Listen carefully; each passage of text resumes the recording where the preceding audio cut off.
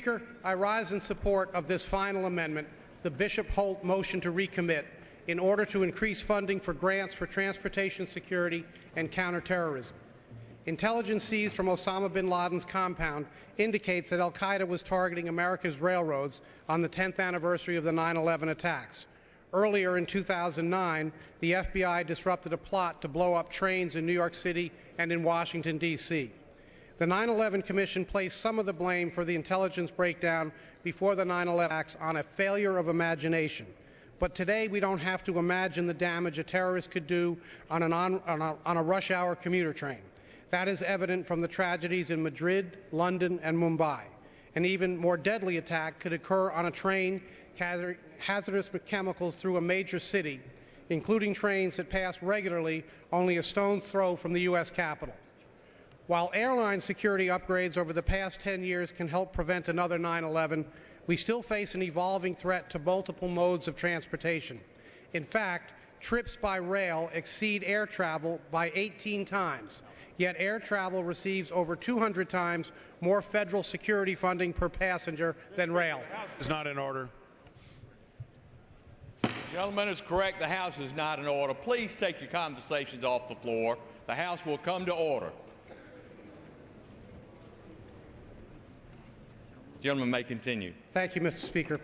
Still, the bill before us today makes deep cuts to rail security.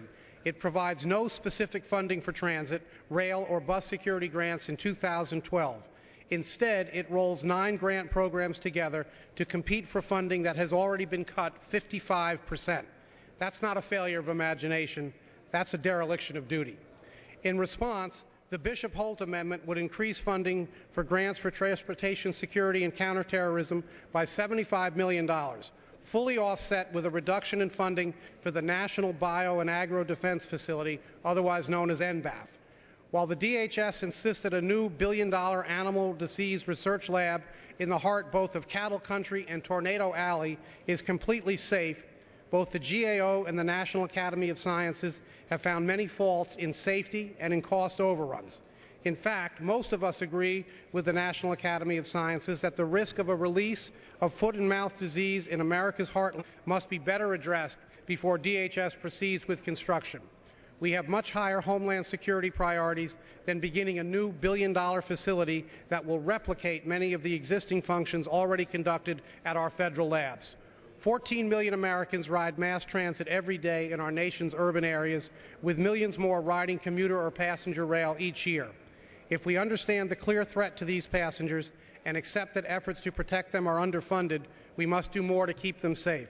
Mr. Speaker, I urge my colleagues to make the right choice and support this final amendment to increase funding for grants for transportation security and terrorism, and I yield the balance of our time to the gentleman from New Jersey, Mr. Holt. The gentleman from New Jersey is recognized. Thank you, Mr. Speaker. This proposed amendment has a